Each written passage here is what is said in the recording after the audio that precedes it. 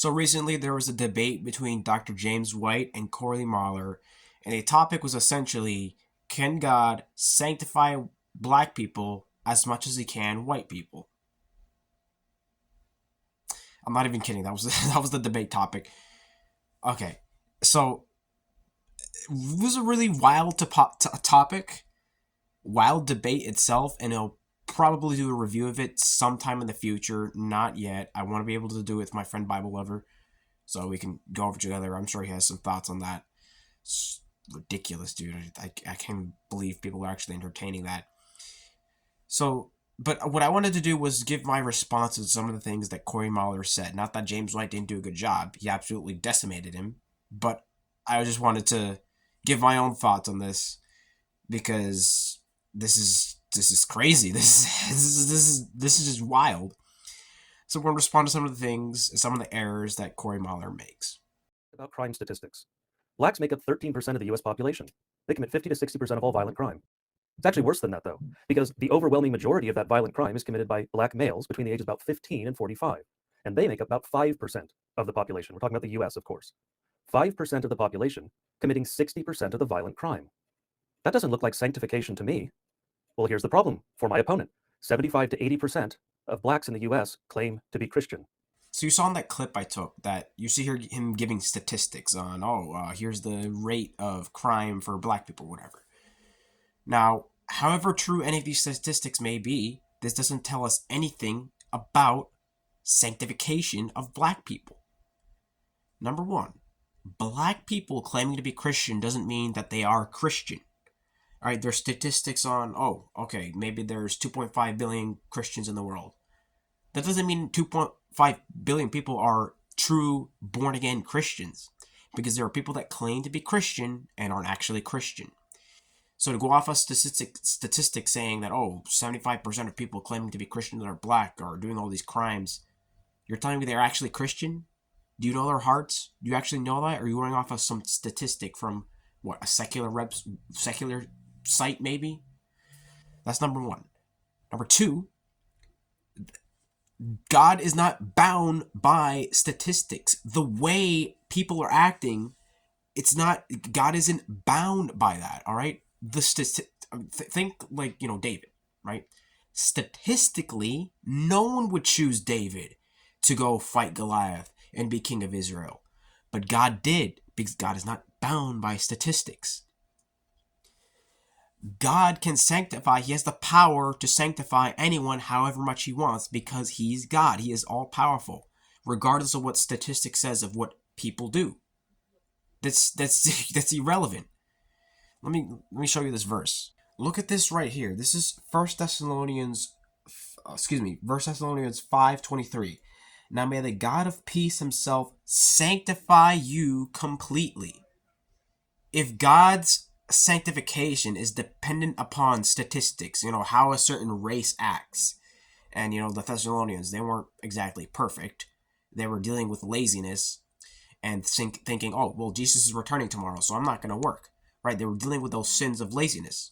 So if God is bound by that, why the heck is Paul asking God to sanctify anybody if it depends upon statistics, what specific races do, right?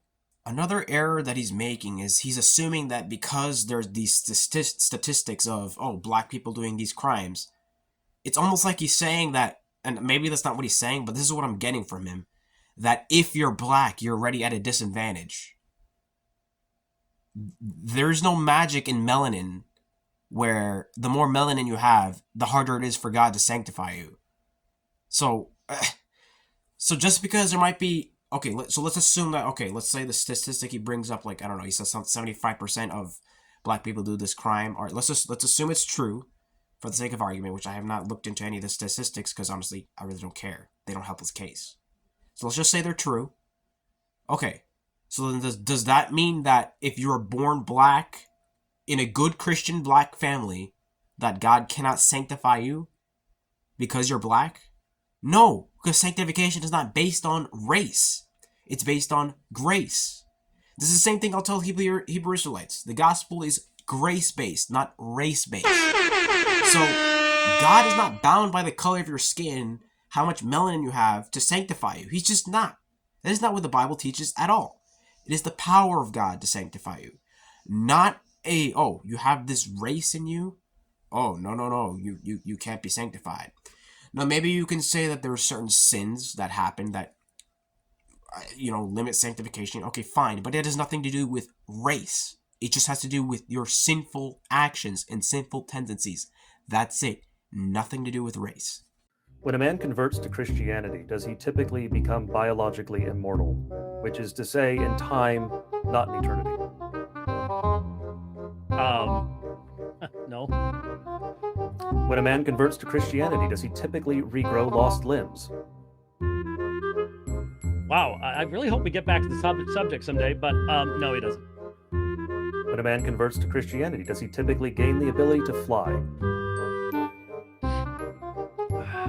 Could we get to something about the subject, please? Please answer the question. It's an absurd question. Then it should be easy to answer. Right, but I'm done with the absurd questions. Get to the questions that are relevant. This is cross-examination. This is cross-examination. No, and it's in a debate. So you're supposed to be asking Correct. about what I've said in the debate. I said nothing about flying. This is a waste of everybody's time. It's a waste of the audience's time too.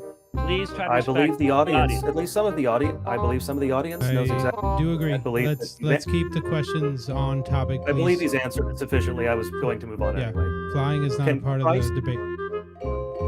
Can Christ abandon or relinquish his humanity?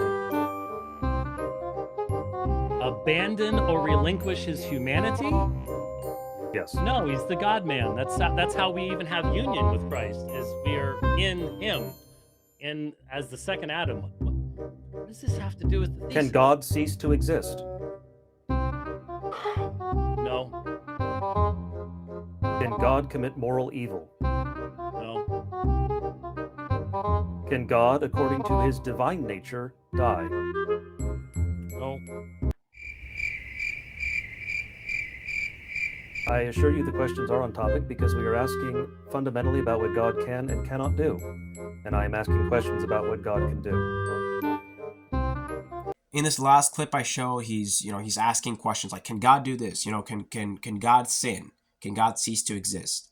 And obviously James White is answering no, because these are not things God can do. Not because God is weak, but because God is not absurd. He cannot do logically absurd things. That is not weakness. That is God being logical, right? So God cannot sin, not meaning that he's weak. Like that would be like me saying, "Oh, what? You can't lie to people? That's so weak of you." No, that's virtuous. So God not being able to sin is not, and it doesn't have anything to do with him being weak. It's just not in his nature to sin. Doesn't mean he's not all powerful, but he cannot do things that are logically absurd. And why would you ask God to do something absurd like that? God, can you sin for me? Like, that's stupid. That is stupid. It's not in God's nature to do that. God's nature is good, right? For God to sin, that would be absurd. So he's asking questions like that to try to illustrate the point. You can't think I'm crazy for saying it's impossible for God to do something, because we say that for a lot of things. But here's the major categorical error he's making.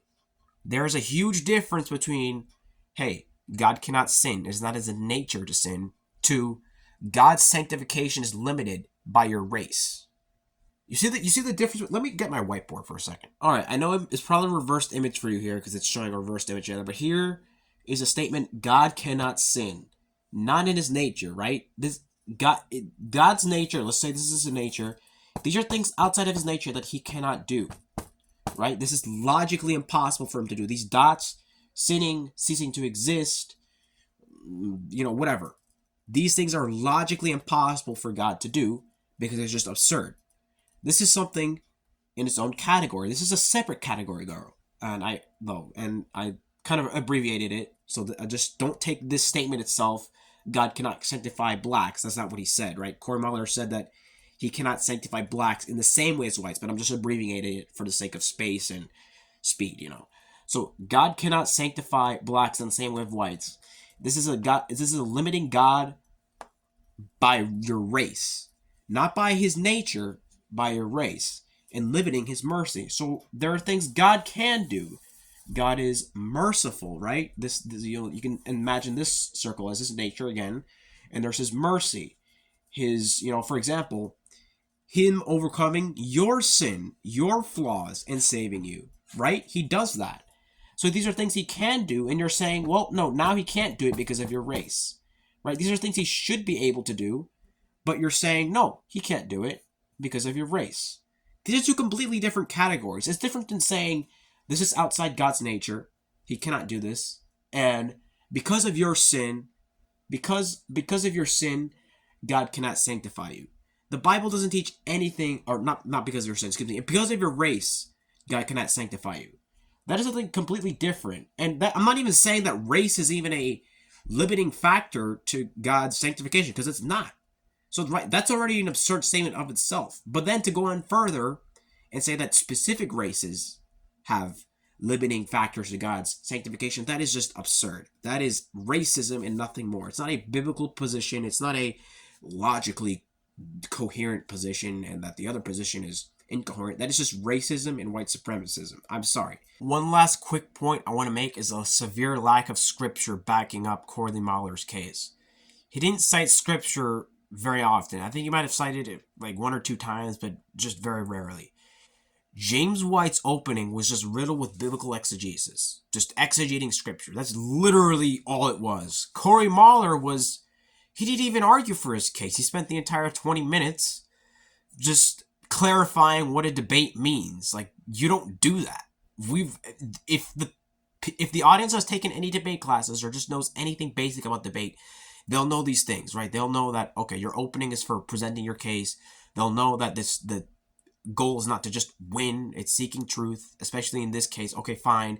They know that rhetoric plays an important role, the ethical persuasion, emotional persuasion, logical persuasion. Okay, they know all that, right? And he just kind of spent the entire opening doing that. Or what a rebuttal means, things like that. And then he didn't really add much scripture. Now, I'm not exactly asking for, give me a scripture that says that black people aren't able to be sanctified as much as white people, because everyone knows that's not in there. Everyone knows that's not in the Bible. That's a silly position. It's nowhere in there. What I would probably ask for is, can you show me an example where the Bible teaches that a specific race can limit God's sanctification? Like, say, for example, can you prove that being Roman, or I'm trying to think of, the one brought up, Syrophoenician, I think it was. The one brought up from Galatians, I think it was Syrophoenician. Can you show me that, for example, a Syrophoenician, if you're a Syrophoenician, then that means that your sanctification will now be limited? Can you show anything like that? And obviously, no, that's not in the Bible. So, I guess that's it. Just not the longest, most extravagant video, but I did want to talk about this because this is an important topic, and let's stop. Whether you're doing it for whether you're Hebrew Israelite and you're trying to become black supremacist, or whether you're Corey Mahler trying to bring back white supremacy, whatever, KKK, I don't care. Whatever, if it's anything to do with racism, let's stop this nonsense. Let's leave the gospel grace-based and not race-based. God bless you all, and goodbye.